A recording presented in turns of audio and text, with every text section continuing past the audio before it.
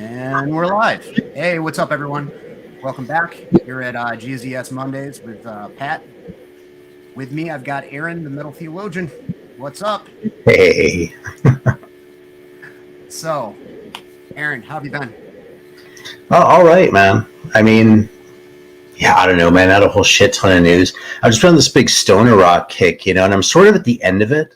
So I'm sort of in this weird place as far as what I've been listening to, and I think you'll see when we get to that. But I don't know if you do this too, but like I always sort of go through phases with music, right? And like when I'm getting towards the end of one, I can kind of feel it. Like I've been sending away for records, right? I've been really excited about it. Now, like when shit arrives, I'm still excited about it, and I still want to listen to like those Soldati records again and that sort of thing. But I'm not like excited about getting new stuff like I was. So in my head, I'm kind of going, "Oh shit, what's going to be next now?" Because I don't know where it's going to go, Absolutely. I go through that pretty heavily. I'm surprised I'm still finding stuff to like go on deep dives or give the treatment to, which was what my friend Chuck used to call it with certain genres and whatnot. I don't think I'm really in one at the moment, but I definitely go through. I kind of cycle back through the same shit a lot. It's been a little while since I've gotten into anything like previously unexplored. I kind of went in on some hip hop last year, which is something I hadn't done in a really long time. Right. And then like it's then beyond that, it's like, well, what tiny little iteration of metal am I going to revisit again this year? Like back down to kind of a crust hole for now. But that's cool. Like, are you more like on the kind of more upbeat kind of side of stoner rock stuff, like the desert rock kind of shit, or? Well, here's the funny thing. I'm not really quite sure what constitutes desert rock. So I don't know if I'm listening to fucking desert rock or not. I actually do have a soda I can bust out if you want to roll with what Ben is throwing out here. Sure. Always down to, I'm having a standard zero sugar Dr. Pepper myself. Oh yeah, man, that's what I'm doing. I got some, those Peeps Pepsis though. Yeah, I'm very curious. I got a thing of those for my show. I'll bust one out, but well, fuck it, man. What the hell, dude? Yeah, go for it, man. It's the Monday stream. We can just chill and talk about soda. That's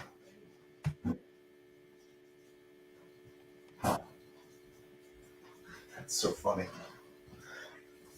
I go in the other room to grab this thing, and my wife goes, "Did you say Peeps Pepsi?" Have you seen this shit? Yeah, I have. I've seen it at Target, I think. Yeah, guess where I bought this? Target? Might have been Walmart, actually, but it was a store of comparable caliber for sure. Oh, damn. What's up, Richie? Yeah, I got to try that. That sounds really good. Oh, my God. Is it really sweet? Yeah, like that cotton candy, like sort of puff thing, like when they put something like that in there? It kind of does that, and it's like when you take a sip, it's like the sugar goes like up the front of your nose in that, and then it's all like fills your palate with deliciousness. It's pretty good soda, but it's definitely a sugar bomb, man.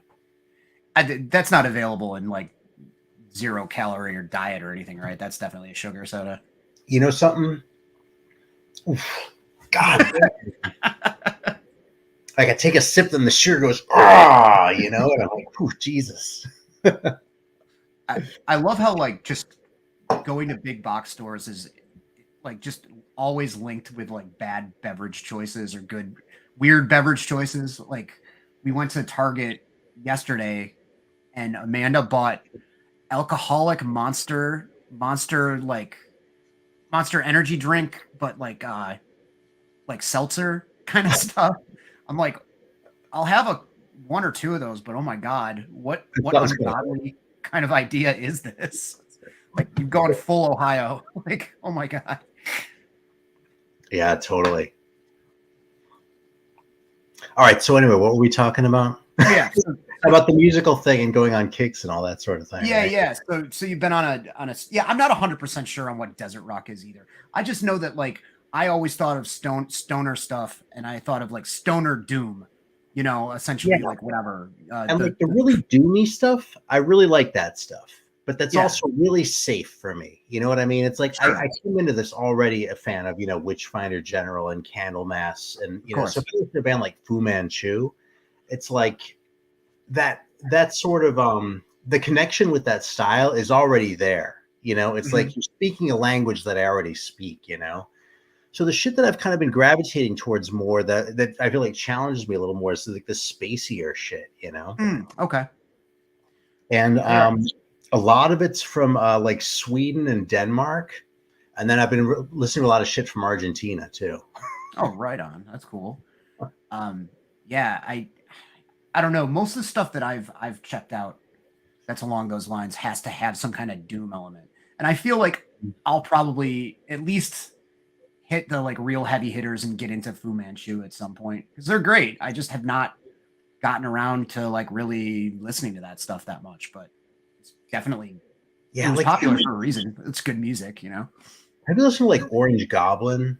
Fu Manchu's a lot like Orange Goblin, I think. Like Fu Manchu, they're a lot like Electric Wizard, but like Electric Wizard is, if anything, more challenging, I think. Fu Manchu is just really easy to listen to. You know, oh yeah.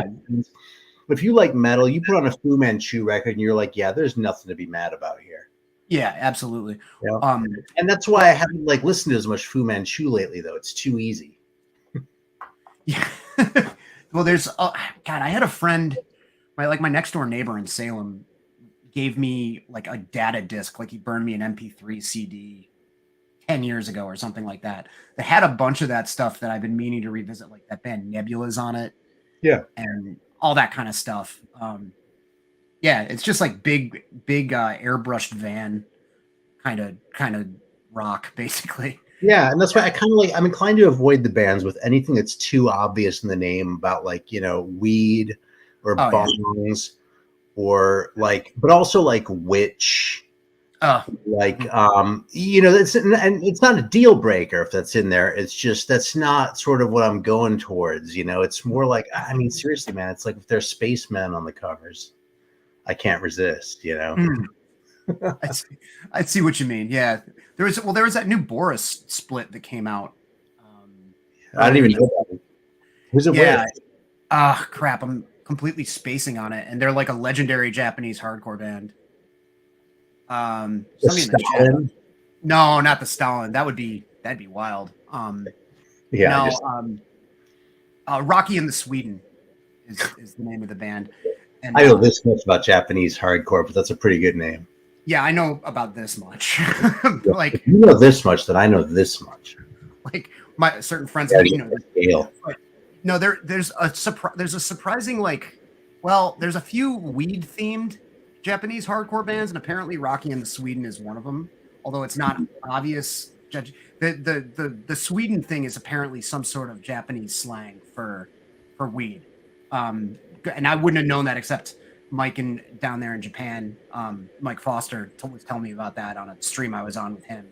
But so it's like Boris, who are trying to do this sort of like stoner rock.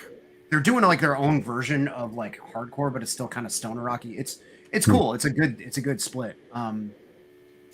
Yeah, and that's like pretty much all I've got for anything like that. But I don't know. Can you sniff a new deep dive of a new genre that you might hit up next? Well, I'll tell you a record that I pulled out that I pulled it out and was like, I haven't played this for a while. I guess I'll throw this guy on. And then when it started playing, I was like, holy fuck, this is so good. People don't talk about this band much, but have you seen this album before by the Diagram Brothers? No, never heard of them. Yeah, Some Marvels of Modern Science is the name of the album. Okay. And like, it's funny. It's one of these records, like the cover is kind of like in shitty. It's kind of tatty. Mm-hmm. They put these inserts in. It has 4 inserts and on this heavy paper. So like even when the record isn't in there, it just weighs down the sleeve. So they're prone to that, you know. But they're a Manchester band who I actually discovered because I became friends with one of the guys when I was living in San Francisco. So that was sort of my point. And it was kind of, you know, they were like a Manchester band from like the early 80s. Like, if you know about that New Hormones scene from around there, like with the early Buzzcocks, the very early ones, and then like Eric Random and the Mudhutters and some of that shit. Yeah, I I know. wouldn't know I know. any bands if I hadn't sort of been taken by the hand, but it's a really weird sort of sound. It's like you could sort of compare it to like early Killing Joke or something like that for being jagged, Okay. but it's a really different style. The bass player on this plays in a really weird way, Andy Diagram, and yeah, it's like it kind of has sort of like that jokey Englishness about it that tends to put me off of these kinds of bands. But these guys, like as far as the song rating and that goes, like the playing is so eccentric and in such a cool way that it just draws me in more and more. So yeah, the Diagram Brothers, they made a few 45s and they made a 10-inch, and this is the LP, and the LPs were just kind of blew me away within the past few days. And so I don't know what this is leading to, because like after this, I was like, okay, well, what do I reach for next? And like it's been a lot of Stranglers, but I don't know if I have much else that really sounds like this, or if so, I need to figure out what it is. Yeah, I'm that early. I got to get some, at least the first couple Stranglers LPs. That's like a big hole in my collection. I went through like just streaming their stuff a bunch, and then for whatever reason, I was either broke or preoccupied with something else, and I haven't picked up anything. But Yeah, yeah, I had this once before, and then I let go of it for reasons I don't know, and then I had to go look for it again. yeah.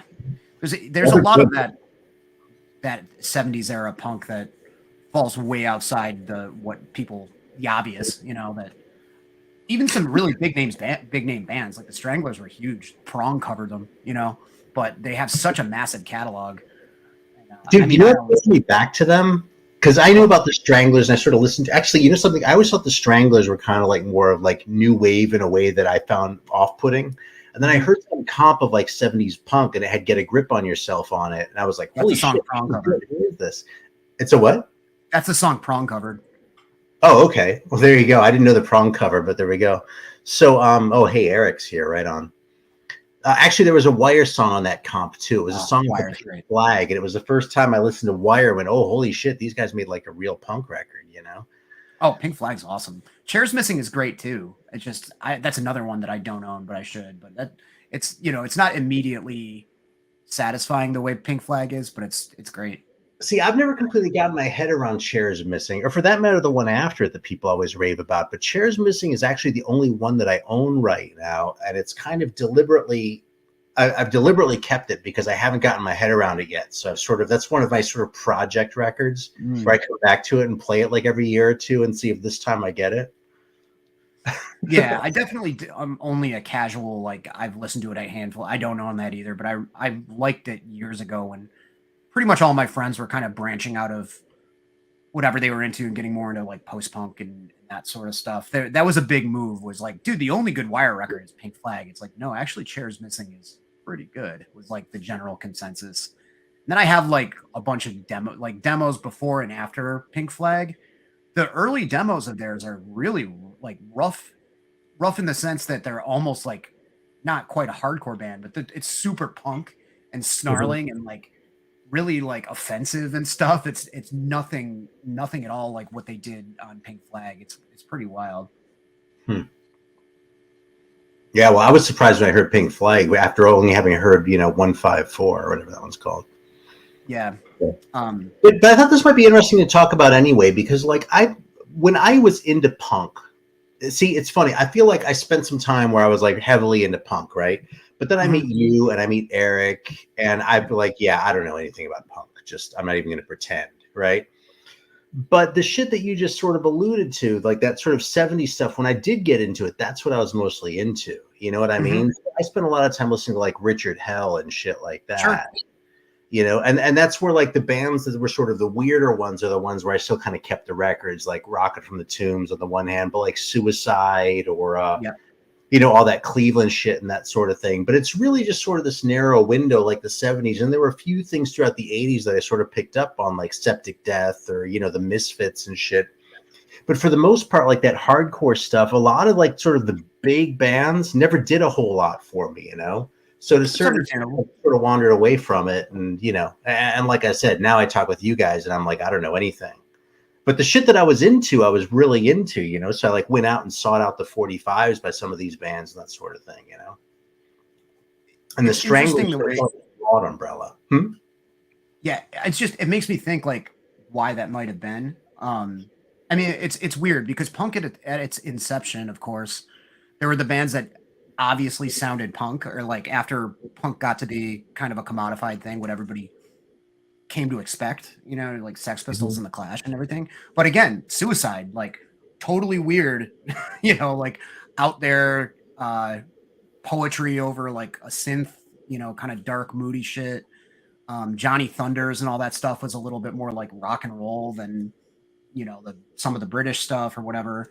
There's a lot of different, and hardcore was the same way. Maybe I'm wondering if like if you heard different hardcore bands at the time, like if you ever heard the Big Boys, or like did you ever get into, I'm not even a fan really, but did you ever check out like get into the Minutemen or anything like that? The Minutemen never really blew me away, you know. Like as the 80s, but and you know something, it's funny because I checked out a lot of the SST bands because I like Black Flag so much. I mean, that was one of the black bands that got me through high Oh, school, right? So I was like, who else is on there, you know? And like St. Vitus didn't do anything for me at the time, and Saccharine Trust just kind of seemed like who cares, and you yeah. know, like all the SST bands just kind of left me cold, except for Black Flag, really, you know. I mean, obviously since then I've come around on St. Vitus in a big way, but they're really the only ones, you know. No Husker Du? Husker Du, I tried, man. I gave Husker Du a lot of chances. I just never Fair liked enough. it. You know who else I never liked at all was Minor Threat.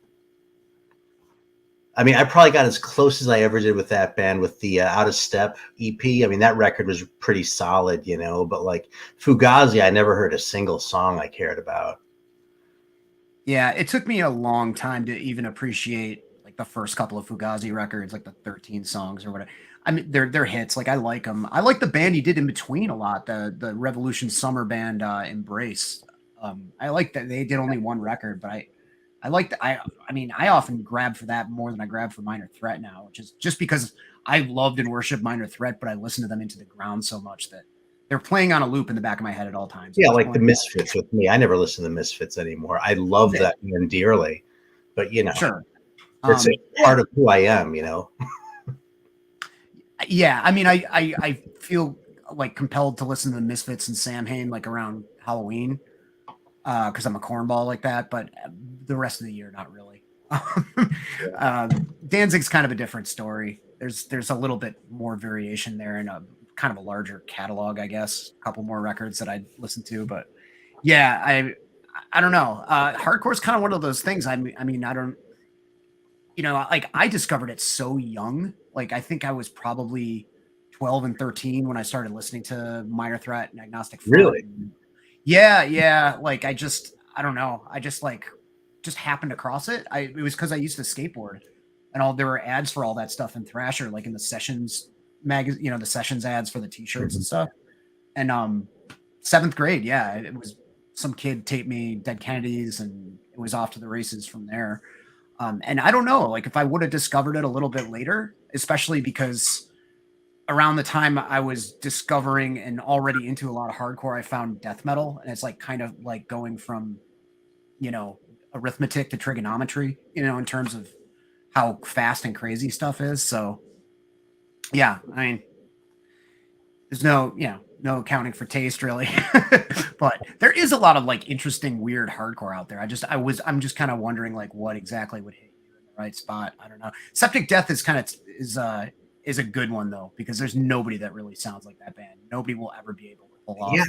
and like we can talk. Actually, you know something. Part of why we haven't made a video in a while is because I've been putting it off because of one of these fucking records I pulled out and I put it on, and you know, like as soon as you put it on, you like recognize a riff that they stole from somewhere. I was like, holy shit, that's Burial by Septic Death, and I can't remember which fucking record it was. I want to talk about it, but but I can talk about specific things too that like really struck me with them, like the like Pusshead's vocals are unique. Mhm.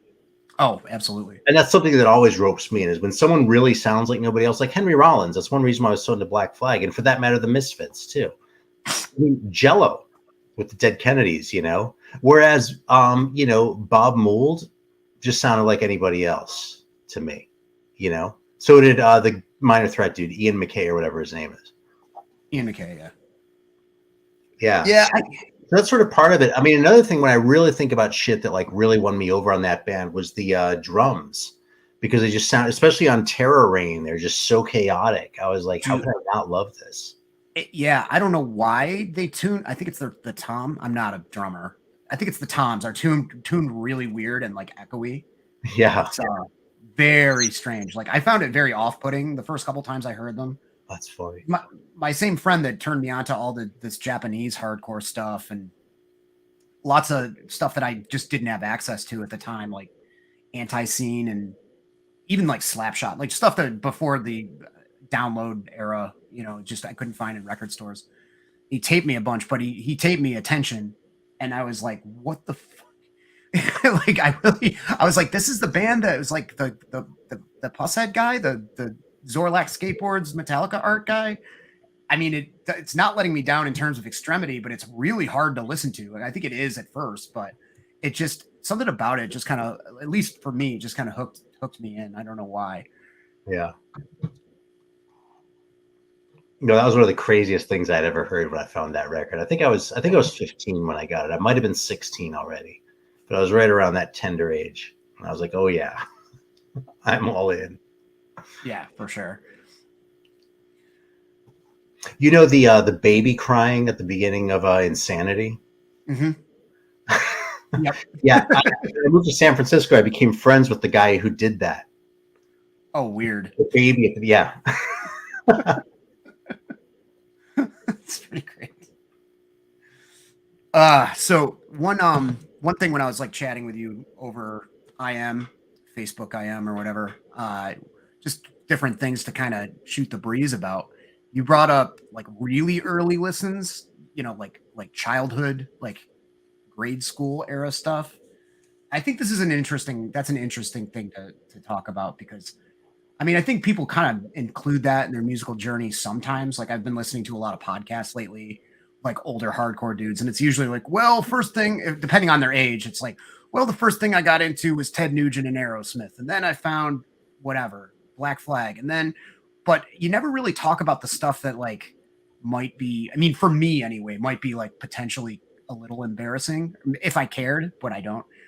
Just stuff when like you started listening to music, like first year, like third or fourth grade. I thought that might be that. I'm definitely down to bite on that. There's What some did you? embarrassing ones. Oh yeah, In fact, one of the ones that I was thinking of was, the reason I thought of it is because, actually, because the last Vital Richie was talking about Talking Heads speaking in tongues, and I was like, I haven't heard that record in a long time, but I always kind of liked that thing. So I pulled it out, and I just remembered I actually got that one when it came out, like right around that time. I had it on tape. It was one of those like sort of first like 20 or 30 tapes that I had that I played all the time. And that was definitely one that challenged me more than some of the others, like I don't know, man, like the Asia albums that I was listening to at the time, maybe for an embarrassing one. There we go. But I remember listening to Swamp and going, what the fuck is this? Because the vocals on it were so weird, yeah, And another one that makes me sound really hip actually was I had a copy of A Future Shock by Herbie Hancock. And like the song, the title track on that one is sung by, now it's obviously a guy singing falsetto, but I didn't even know what falsetto was. I mean, my voice hadn't broken yet, right? So like, I'm a little kid. I'm like, who's that girl singing all annoying on this fucking song? I just want to weird, like, I don't even know it's shit in a turntable yet because I'm like 11, Was that the same album that had Actually, great music? Sorry, what? Oh, sorry. I think there's a little bit of a lag. Hopefully, it works its way out. There was that music video with like all the mannequin parts like coming out of closets and stuff. Was that from the same Herbie Hancock record? Yeah. Yeah.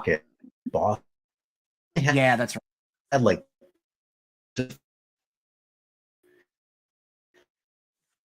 Boston and went to the right. Couldn't find. Am I lagging out? Yeah, you are a little bit. Anyway, I couldn't find this. Yeah, you are on my end. I don't know if it's me or you though. I don't know either. Let's ask the chat. Let's ask the people. Oh, is this? How's this looking, everybody? Am I lagging out, or is Aaron, or both are we, or both of us? I mean.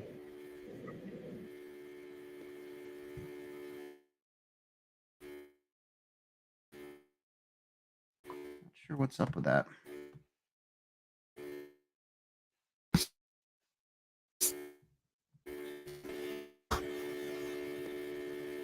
Asking me, is he having issues? Let me. Yes, I am. Oh, it's just like a email thing. Sounds like Aaron is. Okay. I think it might be at my end here.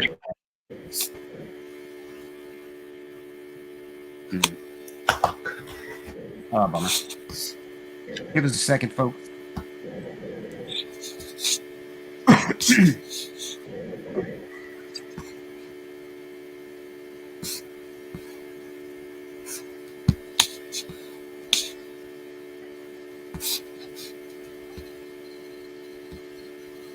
All right, can you hear me now?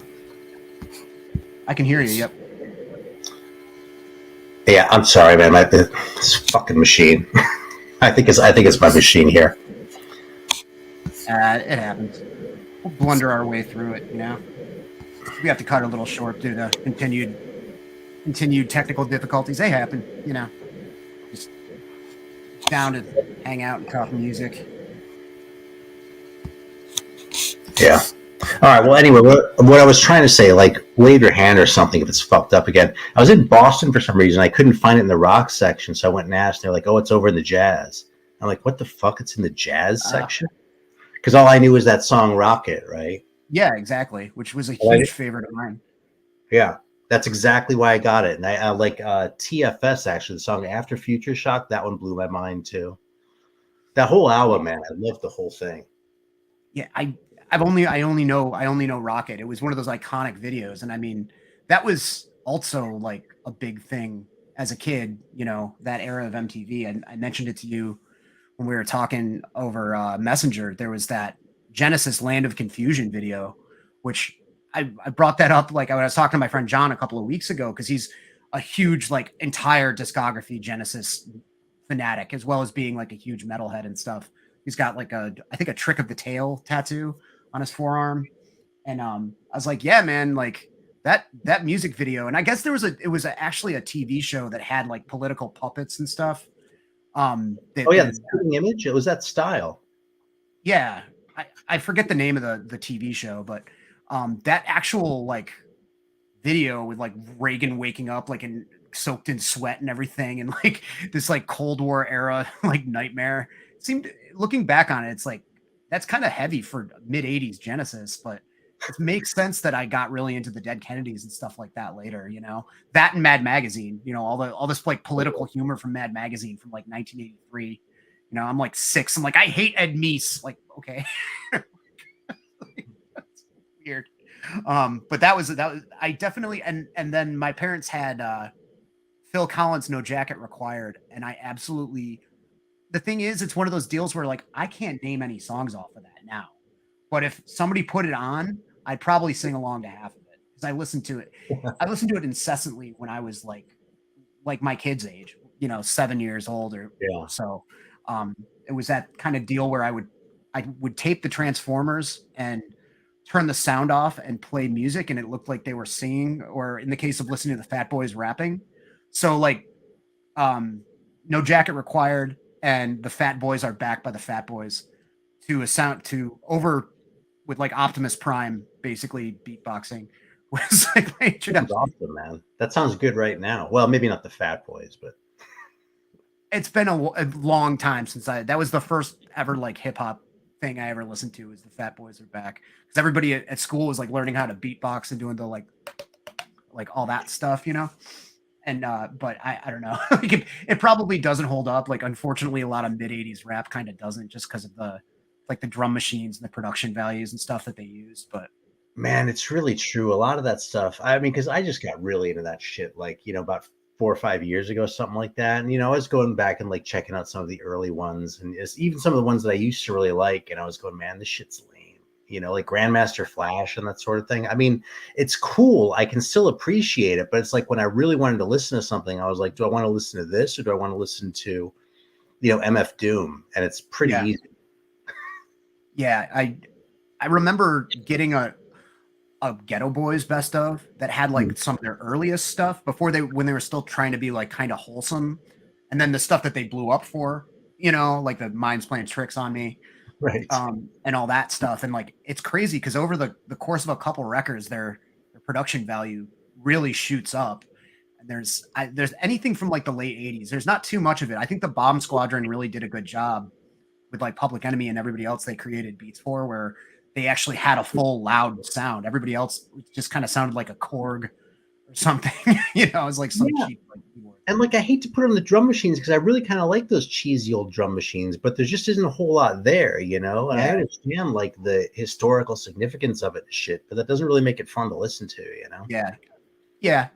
I think there's a few exceptions. Like I think it's kind of repetitive and kind of brittle, but it's still a lot more fuller than a lot of other rap albums at the time. But like, I seem to remember, "Raising Hell" by Run DMC being pretty good for its day in terms of like fullness and that kind of thing. I think it's been a long time since I've listened to that too, but yeah, things definitely changed by like 89, 90, 91 and everything. But yeah, Fat Boys were. I think Chromie's worn a Fat Boys shirt before. I think as well. Yeah, Bananas is a pretty big fan too, I think. But Yeah. So and like I was saying before we came on, for me, I really liked the Beatles for like a year or two before I started getting into like heavier stuff. But it was almost just because of Yellow Submarine because it was a cartoon. dude, And not only did I do the same thing, but one of the very first times I remember listening to a song and like going, "Holy shit, what is this?" was really in really early Nickelodeon. This might not even been 1980 yet, but there was some sort of claymation thing. I have no idea what it was, but it was some kind of claymation feature, and the soundtrack was the song "Revolution" by the Beatles. And I was like, holy fuck, what is this? I thought that was the greatest thing ever. Like up till that point, about the only thing I'd ever listened to was Simon and Garfunkel. Like literally, that was like my first thing that I was all into, you know? But but yeah, then I heard that song, and like it took me years well, not years and years, but it took me a year or two to figure out what it even was before I knew it was the Beatles, you know? Because my mom had a Beatles record, but it was like "Here Comes the Sun" and that kind of lame shit. And I was like, that's not the same band. yeah, to my parents' credit, they were more like Sergeant Pepper's Onward, like Sergeant Pepper, White Album kind of people. So and those albums were so like all over the place. I mean, I'm not by no means like much of a Beatles fan, but I love Eleanor Rigby. Like it's a total bummer of a song. Like it's super depressing and like nowhere. A lot of the songs that were on the cartoon that I watched as a child, like Nowhere Man and Eleanor Rigby, and I don't know. There's a few more that are like really crushingly sad. I'm like, I like those songs. You know? Either that or like Back in the USSR because it's a heavier, more driving song. Right.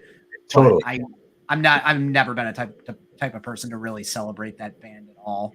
Because after that, for me, and I don't know what your trajectory was, I'm, you know, I started watching MTV and it was like the beginning of Poison and like Aerosmith's 80s material, which is the most ungodly, fucking terrible music ever. But when it came out, I loved Love in an Elevator and Ragdoll and all that kind of stuff. Like, and that was like a year or two later. Hey, man. I just got really into Aerosmith like within the last couple of years. So, Oh, really? years or so.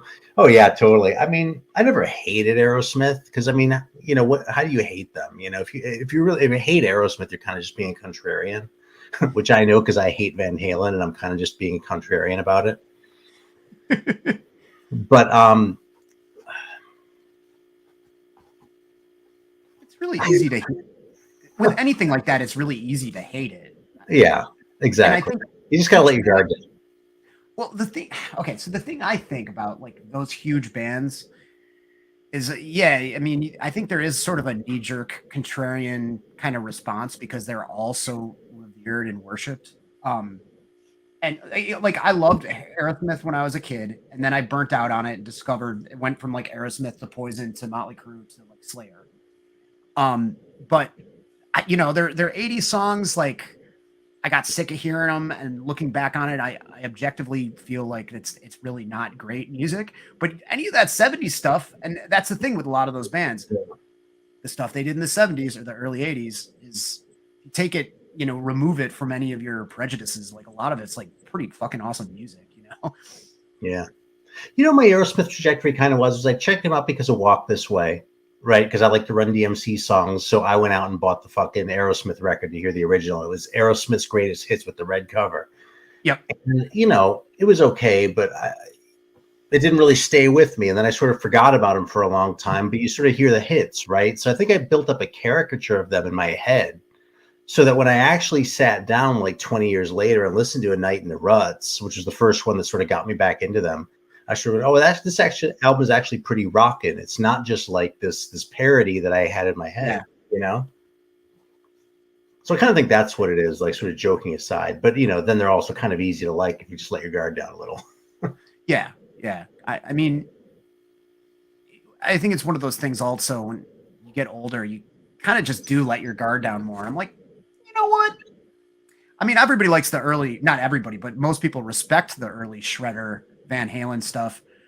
But I don't, the older I get, the less I hate the Hagar stuff. And maybe it's because that's me just being super punk because everybody hates that shit so much. And I'm just like, you know what? I like Right Now. I like the Clear Pepsi commercial song. Like, but I can see the kind of the appeal of it just because it's so schmaltzy and like that band just trying to make a buck in the 90s. And they were really good at doing that. So yeah, totally, man. And it's really fun to tell people that you think Sammy's better than Dave. Yeah. Because like, believe me, I get why people don't like Sammy, but dude, I hated Sammy, and I tried really hard to like 5150. That's when I was really into Van Halen. Okay, like I think familiarity kind of bred contempt to a certain degree with me and Van Halen. Just being honest about that shit, and I never listened to anything after 5150 because between the fact that I didn't like that album and that I also was getting into heavier metal at that point. That record was kind of DOA. But that said, man, I don't think David Lee Roth ever sang on a record as good as that first Montrose record. I don't think he ever sang on a record half as good as that first Montrose record. Yeah. And Sammy sings his ass off on that record like a motherfucker. Yup. And that's the thing. People don't talk about that Montrose record. And like, I mean, I'm marginally familiar. I've like put it on at work a few times and there's like the song that's on the heavy metal soundtrack and everything, but yeah, dude, next time you see for $1, grab it. It's great. I know it's everywhere for like $3 still. It's like the last record left. It's cheap. Yeah. Back, where is it? You hear that from Blue Oyster Cult, by the way, from Teddy there. Oh yeah, yeah. I went on a big BOC thing like a couple of years ago. I mean, I had the live album for years, but the first 4, I was like, I'm gonna buy all these, listen to all these. This band is fucking brilliant, and I don't know why I didn't do that earlier. It didn't occur to me until, like 4 or 5 years ago. Yeah, what sort of came in phases for me anyway. The first time I got really into Blue Oyster Cult was because I couldn't find any UFO records.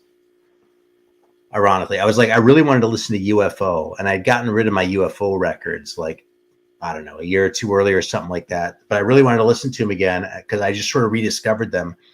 And I was living in San Francisco, and the only one I found anywhere was Lights Out. And I could literally, I was like, I'm in San Francisco. Why the fuck does nobody have a goddamn UFO record? I even went to a record show, and they didn't have one. So I was like, well, what's the closest thing I have? I had these early Blue Oyster Cult records. I had like the first 3 at that point, just because they found their way into my collection. So I listened to those a lot in lieu of UFO. And that was when I started to get my head around them. So for a long time, I really only liked those. And I kind of, the later stuff sort of grew on me over time. But the black and white era there was sort of started out as a substitute, as a placeholder for Forsyth in my head. Which seems ironic in retrospect because Blue Oyster Cult is so much deeper a band, But that said, right now, if I want to listen to UFO, a Blue Oyster Cult record isn't really going to scratch the itch. So, right, yeah, no, and UFO is another one for me. I know they've been like massively influential on a lot of my favorite bands and everything, but I never really even listened to them until a year or 2 ago. Whereas Thin Lizzy, I discovered them because I was in Ireland and all the punks there also love Thin Lizzy. They're not too cool to like their home team, you know what I mean? And it was always playing at parties and stuff. And I was like, oh yeah, this is really good. Like the only song that was played on the radio that during, when I was growing up was the Boys Were Back in Town, because they played it after the Gulf War was over on the radio a lot. But I didn't know anything else about them. I knew that Phil Lynott was like a good buddies with Lemmy and stuff, but I never really listened to them. And I love that band. Like that's probably one of my favorite '70s hard rock, proto metal, whatever kind of bands. Yeah. Oh, Rick wanted to know. Oh, that's not it. Wanted to know if you listen to any death rock. There we go. I don't know. What is death rock? What does that even mean? It's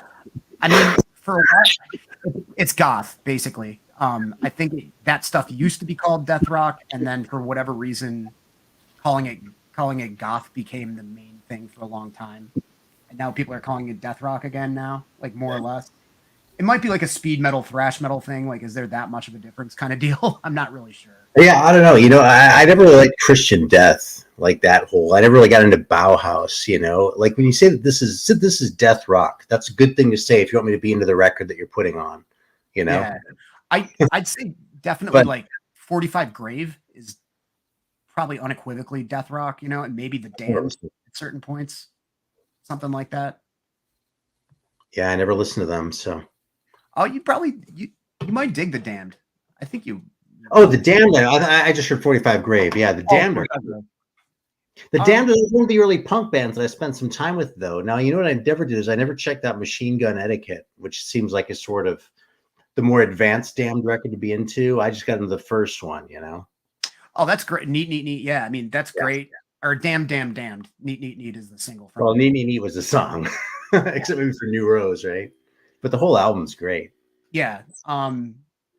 Yeah, Machine Gun Etiquette's really good. It's a little bit more cleaned up, and like it's a little less rough around the edges. It's a little bit slower, but there's also moments on it that kind of sound like early Motorhead. And yeah, like everything. I mean, they did more of like a gothy record, Phantasmagoria, the one with the kind of vampiric looking woman on the cover. Yeah, the one great too. Yeah, I never gave that one a chance, honestly. I never thought much of Strawberries either, but I also haven't heard that record in like 30 years now, so I should probably check it out again, It's like the Stranglers. Honestly, now that we're talking about it, because I haven't really thought about this, but the damned shit that I didn't like back then looked like the later Stranglers shit, which I also didn't like. But I really like the Men in Black and the Raven and some of these other like Stranglers records that I turned my nose up at when I was into punk. So maybe I should give those Damned records a chance now too. Yeah, because everything except for some of their comeback stuff I haven't really bothered with, but everything they did all throughout like the almost into the late 80s I enjoy. So kind of like Killing Joke, like they kind of do whatever they do relatively well, in my opinion. Yeah, Killing Joke is another one I actually just came back to in a pretty big way within the last 10 years. I mean, I never disliked Killing Joke, but I sort of went through a while where I was like, like Fire Dances is kind of 80s pop sounding, and now I'm like, dude, I was just being an asshole. I still think Love Like Blood is kind of crap, and I used to be okay with that, so I'm still a little bit harder on them than I used to be, but I went back and like sought out the early 45s and that shit, so I really love Killing Joke. That early stuff is, I mean, my favorite stuff by them, by far. But this is kind of funny. Speaking of, I had a day where I was like changing light bulbs all over the house because half of them were blown out and stuff downstairs, and I randomly did some blind buys from this Polish seller on Discogs, and I bought this more or less just for the cover. It's like this weird kind of crust punk. There's like this odd Metallica Kill 'Em All ripoff thing. And, if you, I guess the band's called So War. I don't know if that's supposed to be like a takeoff on So What or what. I don't know. Or if it's SO War. I have no idea. I just bought it because it looked interesting and it was a couple of bucks. But they cover Smoke on the Water on this like 5 times. Really? Not the entire song. They do a few times cover it the entire song, but they'll like do variations on it. There's one with like just an instrumental version with like bong noises over it. They cover Smoke on the Water in the beginning and go into a cover of Motor Breath. It's just kind of funny because it's this like super rough around the edges like crust punk band, and I did not know that I'm sure it's a discography. I don't think it's like one record where they deliberately cover Smoke on the Water like 4 different ways, 5 different times, but it is funny because it just kept popping up. Just like and it's like typical kind of like 3-chord growl vocal Right. shrieking dischargey kind of riffs, but just Smoke on the Water. There it is again. It's kind of funny. Sounds kind of annoying, actually. Yeah. Dead Moon. Nah, I wouldn't consider Dead Moon death rock. They're great though. I think maybe people call that garage or something like that, but they're kind of their own thing. Yeah, I don't know them either. Long-standing Pacific Northwest band. Like, I'd never heard of them. They'd been around since the early '80s, I think. I'd never heard of them. They're one of those bands like Rocky Erickson, where they'd been around forever, but then like a documentary came out about them in the late 2000s, the late aughts, and then all of a sudden, a ton of people I knew were into them, which is fine. That's a cool way for artists to get known, get recognized, especially if they were at it for a long time, like Rocky Erickson or Dead Moon. But it seemed like the kind of this weird phenomenon with just those 2 artists specifically, and they played some festivals and stuff like that, I think, too, where a lot of younger people heard of them that hadn't heard of them before. Right on. So what else? Any of those other kind of stoner rock kind of things worth mentioning? Oh, let's see what else I have here, actually. Yeah, so I'm going to hype these. Oh, hey, actually, what kind of got me thinking about the English bands was this record, this Temple of Deimos one. Okay. And I swear there's a band that this sounds like that I haven't quite put my finger on yet. But they have this sort of weird, like, English sound. Like, the riffs in that are all, like, sort of stoner rock. But, like, the vocal delivery and, like, some of the idioms on top of it are this weird sort of this thing that just feels anachronistic with the rest of the record. So I'm kind of fascinated by this one. I'm pretty sure they're Italian. There's an Argonato. Huh. And it's a really cool record. And I don't know anything about the band. I just bought it because it looked awesome. That does look cool.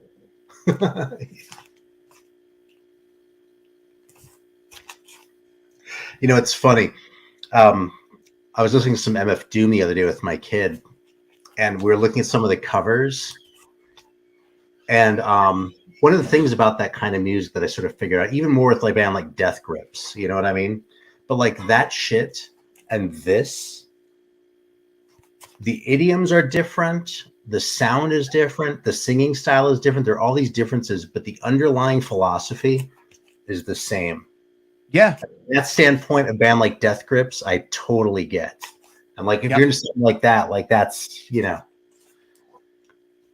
Death Grips like really threw me for a loop when I first discovered them, because I didn't know about that kind of movement in hip hop, and I was like, that's awesome. There's a few others too. I mean, it's completely a different thing than like something like Gravediggers or whatever. It's a lot more nuanced and that kind of stuff. There's like and also musically it's very, very different. The beats and everything are really something to try to wrap your head around.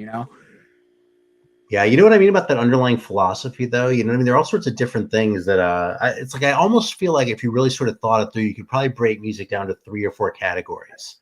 Okay.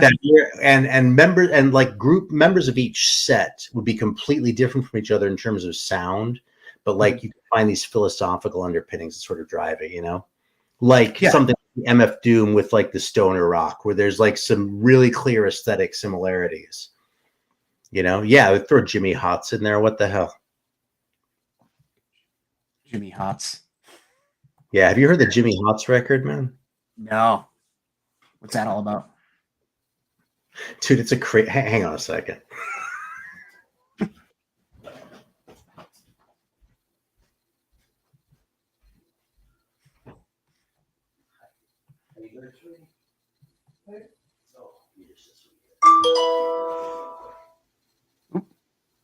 Message.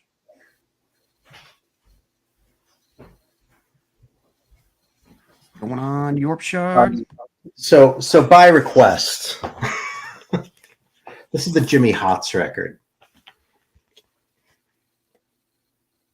Okay, is that a new record? It's like late 70s, Okay. 1980 on Vision Records. And look at this guy. Like you look at that hair on the painting there, and you go, the artist must have kind of made him look a little bit cheesier than he actually looks. But no, that's what he looked Nope. like. Yep, that's pretty much the exact same thing. You know what this is sort of like? If you can hang with Children of the Sun by Billy Thorpe, you can totally hang with this. Because it's sort of like that, only like about Jesus. And if anything, the songs are probably a little bit better. So yeah, it's definitely a fun record, man, Jimmy Hotz, but it has absolutely nothing to do with anything else we've talked about, including philosophically. I kind of don't know what the fuck this guy was thinking either, honestly. I mean, I could make something up, but with the whole Jesus angle, that kind of muddies the waters for my yeah.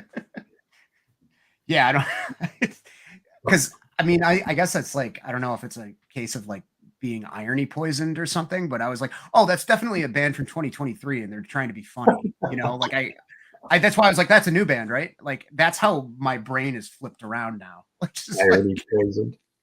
yeah, Dude. it's like, oh yeah, and that band probably sounds like what it's like. Oh, that's probably a hardcore band. Like, Yeah. like that's coming out on Triple B next month or something, and they sound like Judge, but they decided to be wacky and use that cover. Yeah. Listen, I'm kind of glad that Yorkshire brought it up, though, because in a way that's sort of bookends some of the other shit we were talking about, because we were talking about like some really early music experiences before. Yeah. And this is really like, but see, by the time I ever heard about Jimmy Hotz, because Scott Waters talked about him at some point, I don't mind admitting that, but I was well into my 40s at that point. And like when I was like 30, I think I would have been too like hip for that record. That thing, you know, I would have been cool enough to like laugh about it, but I wouldn't have been, you know, I would have been too cool to like listen to it and like enjoy it, like just because I actually like really liked the record, you know. Right. So by the time I got that, it's sort of like my defenses are already down. I don't have anything to prove anymore, and I sort of feel like there's a class of records that kind of belong in that category. I think Aerosmith is kind of there for me too. You know what I mean? Where like I'm at a point in my life where I can just sit back and listen to a Aerosmith record and enjoy it, and you know, it's not really. It doesn't have the same sort of ego thing in the same way that it did when I was in my teens or my 20s. Yeah, I get what you mean. I still can't do that with 80s Aerosmith. I can do that with 70s Aerosmith. That's as far as I've made it, for what it's worth. 80s Aerosmith, I'm still, although I won't like be offended by it, you know. Yeah, I think there's something to be said for that. Like, I think both of us, in our own very different ways, I'm sure, have gone through periods where you're too cool for school for something. Yeah, it's like, you know, all throughout most of high school, I loved metal, and then my senior year, to bring it around to death rock or goth or whatever, I discovered all that stuff, and all of a sudden, I was like, okay, I'm only into this and industrial and like early 80s punk and hardcore, maybe a little bit of 70s stuff, and completely disavowed metal and even stuff that wasn't metal but adjacent to it, metallic hardcore, like Earth Crisis kind of stuff or whatever. I just didn't like any of that stuff for like a few years. And I don't know what, you know, and it was one of those things where I remember being like, yeah, Venom, they're hilarious. I like them because they're so funny. And it's like, no, dude, they rip. Like, great, yeah. You know, that's what you like about them, because they shred. And I saw that a lot with like kids from my hometown, because Manowar is from the area that I grew up in. And I knew all these kids were like the only band they sounded like that. That sounded like nobody sounds really exactly like Manowar other than Manowar, but the only kind of classic metal band they really liked was Manowar. And it was like, because it was funny. And it's like, I don't know. I feel like you might weep a little when you hear Carry On. I think you get the single tear. I think that's what it is. You know, like, right on.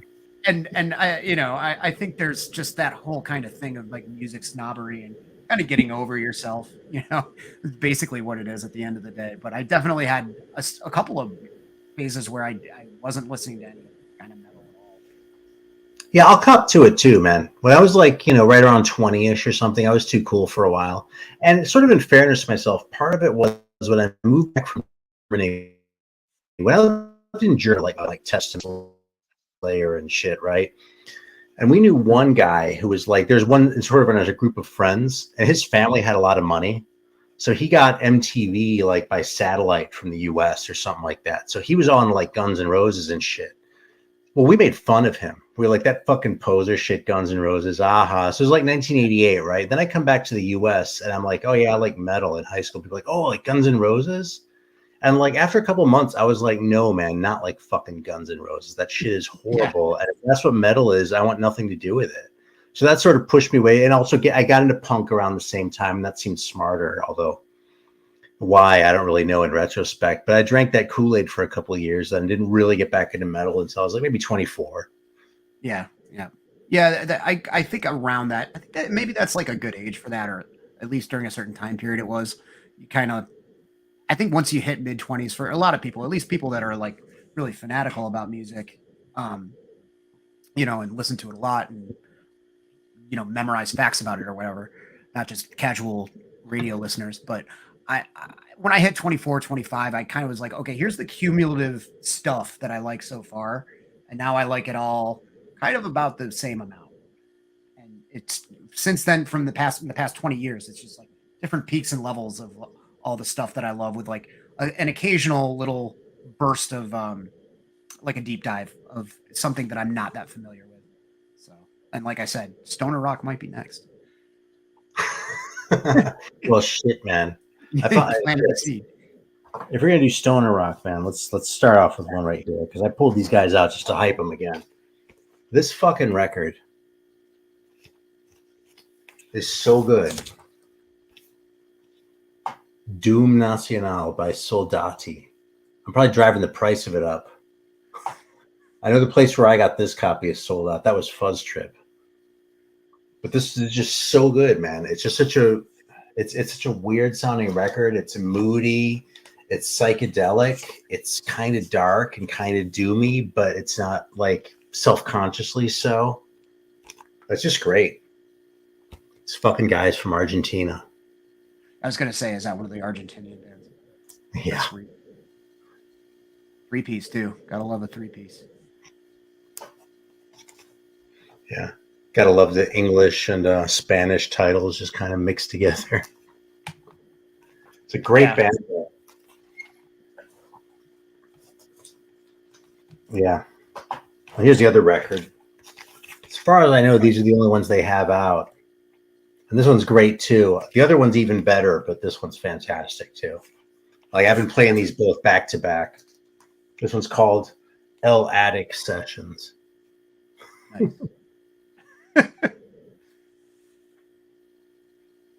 Yeah.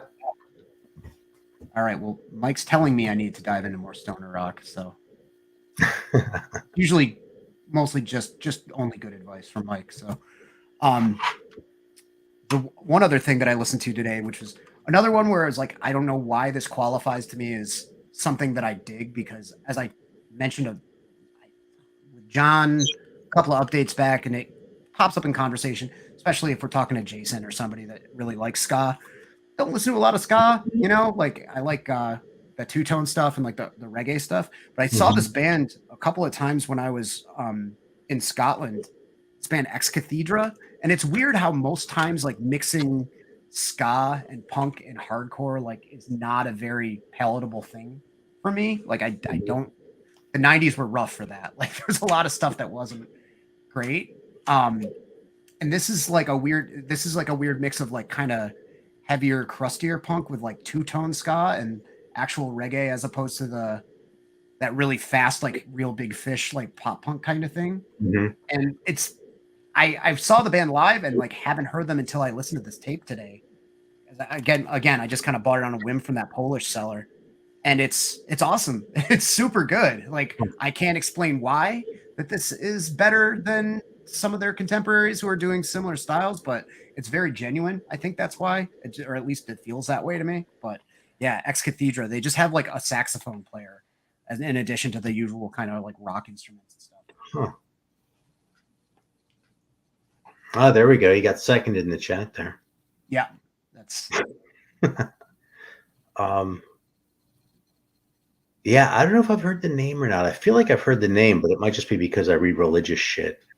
Oh, quite possibly. Yeah. No, I don't. That's definitely, I mean, that's not my genre either. You know what I mean? Like, man, I don't even know who to name. I can't really think of any of those sorts of bands that I was particularly into, though. There's not many. I mean, especially when the two-tone era comes to mind. I'm sure there's like more underground, obscure ones because there is with anything. But I only think of like Madness, the Specials, the English Beat, Yeah. the Yeah. Selective. I can only name like 5 of those bands. Like, and then there's bands in the '90s who are kind of doing that style later on, like the Mighty Toasters. Mighty Boston and that shit. Yeah. But by then it was, we're like kind of weaving in other influences. But yeah, I don't know. I just something about that like hit me in the right spot. Maybe it's because I've just been dogmatically just spinning death metal and nothing else, and throwing on a ska record really kind of helps mix that up, I guess. Well, sometimes something like that will jump out at you too. You know, I'm trying to think of an example from my own life, and I'm not coming up with one right off. But I know that's happened. Like when I didn't think I was in the mood for something, I'd hear something like you just described, Yeah. and go, "Oh, holy shit!" You know, I didn't realize I was open to this right now. That's kind of a good feeling. It is. It's a really good feeling, especially because it was like a day where I'm trying to be productive. I'm like cleaning the house and stuff like that. Like funeral doom doesn't really work well for that sort of stuff. Like I guess it can, but I tend to shy away from things that are like crossovers.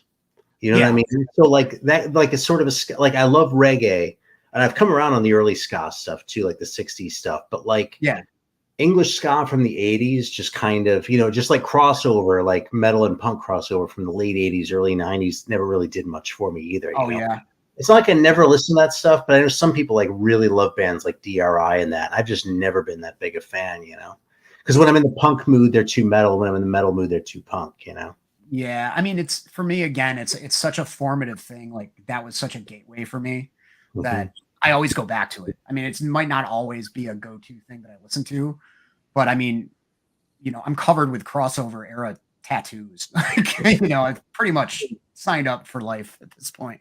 But Well, I mean, I do. It's more like it's a weird prejudice I have. I mean, I'm not down on any of those bands or anything. Yeah, no, I mean, no.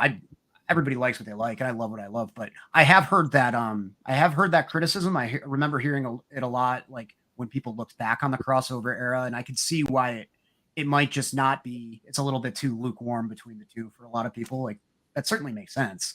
And there's been certain times where I've thrown on like Thrash Zone era DRI, like the later DRI stuff, and I'm like, this is so like the production could be heavier, like the dude's voice could be a little meaner. Like some of that stuff does kind of fall short if I'm in the wrong mood. Yeah, I have a DRI tattoo, so like I completely get that. But it doesn't stop me from trying to track down every obscure crossover thing that I can possibly think of. Like this band. This is Acid Drinkers. I think they're Polish. I don't know them, but I've heard the name. Yeah, I've heard the name for years. I recognize this artist. It's not coming into focus, but it's kind of like, again, like goofy Mad Magazine art, and it looks like I think it's the same guy who did the artwork for the cover of that Rados de Parau Brazil record. But I tried listening to this today, and it was definitely like I think I need to be in the mood for this kind of thing. I turned it off and I think I put on Ex Cathedra actually. But it was really too, it was like so like the tempo was so jumpy, and the guy was like kind of rapid fire, like a lot of crossover stuff, but something about it just landed wrong for me. And that's, I mean, whatever, like stuff recorded in like a little bit of a vacuum culturally, like especially if it's from way Eastern Europe, like in the 80s, like the influences come through differently. And sometimes stuff could be really awesome sounding, and sometimes it might just hit you weird if you're from a different part of the world. And maybe that's my problem. I don't know. Maybe. I'd say with you, probably less than a lot of people, though. Yeah, probably. Probably. I've been wanting to hear that band for forever, though, because after a while, you track down everything conceivable. Start looking for stuff that's pretty Acid Drinkers. Polish band, comedy crossover. Comedy crossover. Okay. That might be the problem. I'm not sure. Yeah, I mean, sometimes when they're like comedy-ish, it's better if you don't know the language, you know. There's at least Yeah. one Russian record, Oblachny Cry, they're called. And it's kind of comedy-ish, but like it rocks too, and not knowing Russian, it I think it helps. I'm a little bit afraid that I might hate it if I knew what they were singing about. Mm. Well, no, that makes it sound like they're Nazis. I don't think that. I think it's just like I think it's just like political, like you know, political comedy or something, and jokes that I don't get and probably wouldn't like the Right. trappings of, you know. Yeah, no context. Well, this has a song called "Woman with the Dirty Feet" on it, so Yeah, sounds pretty jokey. there you go. That's All fun. right. Well, it's been about an hour. Hopefully, the technical things didn't drag us down too much. That's Yeah, I good. don't think so. Did you have any parting thoughts or anything like that? Oh, I don't think so. We went through the records that I pulled out for the most part. I actually didn't show them all, but I think we talked about them all. If there's anything else you want to show off before we bounce, feel free. Oh, whatever. You know something? I mentioned Talking Heads, so Oh yeah. it's kind of a mistake, but I was one of the chumps who got this version of Speaking in Tongues instead of the one that was actually easier to like take out and play. So if y'all saw these, limited to like 50,000 or something like that. So, you know, super rare, right? Yeah. But yeah, it's kind of cool. It has the spinny thing and shit. Oh, that's cool. Yeah, but I'm probably gonna sell it and like get a regular copy so I can just play it when I want to hear it and not be inconvenienced. The irony is that record has probably survived like 2 or 3 purges because it was never with the other records because it has that weird oversized cover. Yeah, that is really weird. I don't know. Like I'm not a huge Talking Heads guy. I don't remember that coming out, and that is how much did that retail for like originally? I think back then it was like $10 instead of like $8. It wasn't particularly Oh expensive. wow. Okay. And like they were all over the place for a while, like around the time when I was starting to really like get deeper into Talking Heads, right? Because I like that one when it came out, when I had it on tape. Then I kind of like everything that I've listened to when I got a little bit closer to 20, like, well, everything I liked when I was a little kid is out, right? And then so I came back to Talking Heads, and it was around then. And I don't know, maybe 1 in 5 copies that you'd see around would be one of these. It turned up, well, maybe not that much, maybe 1 in 10. But it seemed like it turned up kind of a lot, you know, and then it just sort of disappeared. And I kind of forgot about it until a few days ago. Sweet. Yeah, it looks cool. Yeah. But yeah, that's about it. So Cool. Yeah. This is going to sound like a really basic ass question, but like, honestly, like where do you start with the Talking Heads? Is it just like a first record kind of band, or? I mean, my favorite record is probably the first one. Yeah. But Speaking in Tongues is really good too. And I really like Fear of Music. I actually don't have Fear of Music right now. I kind of wish I did, but that one's really good too. Any of those 3, I'd say. Okay. Yeah, because that's yet another hole that needs to be filled at some point for me. The first one is probably the straightest as far as just a rock record. So it might be the most accessible from that standpoint. You know, it's just good songs on that record, really, you know. And it's a little bit eccentric from the writing style and David Byrne's delivery in that. But, you know, it's pretty, they were never really that weird anyway, a band. But they started doing more with like the soul things and the congas and shit around. Yeah. I mean, after a couple albums, but that's really kind of there on Speaking in Tongues. So if you're inclined to be put off by that, then stick with the earlier record. If not, then, you know, Speaking in Tongues or anything in between, really. Yeah, like I said, my parents, who were like deadheads that were a little bit into new wave, like loved them and Elvis Costello, but they were definitely into their like huge sounding like 80s records and Stop Making Sense and all that kind of stuff. And I didn't like that stuff as a kid, but I've gone back and just kind of, you know, casually listened to the earlier stuff from like the CBGB's days or whatever. And I thought that stuff is really cool. I just have no idea where to go with any of it. Yeah. I actually saw a record at the record store just yesterday. That's like it was some sort of bootleg, right? But it was some sort of recordings of some demos of Talking Heads from like 75. I was like, wow, awesome. Yeah. Yeah, that's like that old Wire stuff. Like that stuff is really, really cool. Yeah, or like hardcore Devo stuff. Oh yeah, because that shit compared with even the first album is so. But that's probably set my hopes a little too high. So, you know, I haven't bought the thing yet, but I'm going to try and rein it in just a little bit. Yeah, no, I've heard that stuff. People have showed me that stuff because it's so like different and like fucking out there and great. Really? Okay. I'm not surprised that it's in print and like really expensive now. Well, right on. All right, man. Well, I'll let you go. I'm gonna hit the little boys' room. Well, it's a pleasure, man. I'm honored to be asked. So thanks. Appreciate you having me. It's been worthwhile. So a fun chat. You know? Thanks for joining me. And I'll be back next week. I do not have a guest yet, so somebody hit me up. All right. I'll talk to you later, man. All right, man. Thanks.